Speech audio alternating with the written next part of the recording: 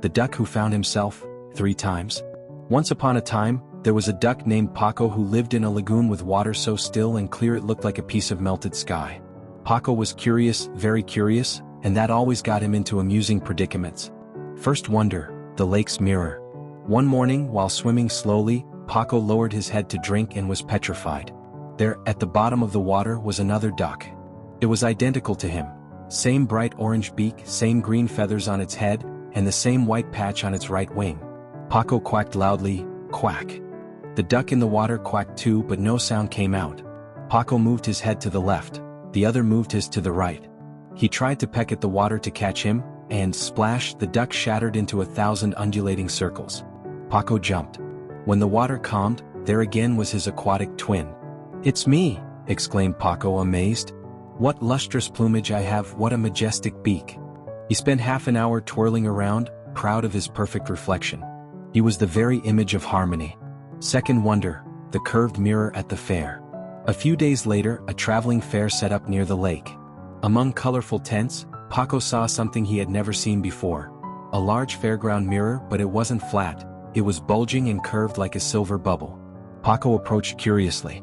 When he peered inside, his beak opened wide. There wasn't an elegant duck there, but a stylized monster. Its neck looked like a stretched-out rubber snake, its legs were as long as stilts, and its body looked thin and twisted like spaghetti. "Help, an alien duck," he quacked in terror. But when he moved his wing, the spaghetti duck moved its wing too. He approached another mirror, this one more sunken, concave, and whoosh! His head became enormous, like a watermelon, and his tail shrank to the size of a cherry. Paco took 3 steps back, dusted himself off, and realizing that it was himself distorted by the magic of glass, burst into such a loud laugh that all the children at the fair turned to look at him.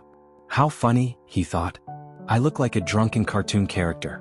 The lake makes me beautiful, but this mirror turns me into a clown." Third wonder, the crystal sphere. On his way back to his lake, Paco found something forgotten at the edge of the path. A perfect crystal sphere, the kind used to decorate gardens, which someone had dropped. It was round, smooth and transparent like a frozen drop of water. Paco leaned cautiously over the sphere. When he looked inside, his reflection was neither flat nor stretched, but tiny, inverted, and trapped in the center of the ball. Its beak pointed down, its feet up, and it looked like a toy duck floating inside a glass bubble. Paco circled the sphere again and again. With each step, his image spun like a carousel. He was mesmerized, marveling at how that round piece of glass could shrink the whole world and turn it upside down. He lifted one foot and the duck inside the sphere lifted its own, but in the opposite direction. "This is pure magic," he murmured, his eyes wide. "How can I, such a big duck, fit entirely inside this little ball?" The return home. At dusk, Paco returned to the lake shore. He looked at his normal reflection, clear and calm. He smiled, or rather, quacked softly. That day he had learned that many versions of himself existed. The perfect and serene one in the water, the distorted and comical one at the fair, and the tiny and mysterious one in the glass.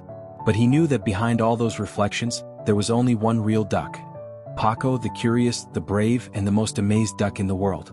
And as the stars began to shine in the sky, he thought that perhaps life was like a giant mirror. Every angle shows you something new, but only you decide who you really are.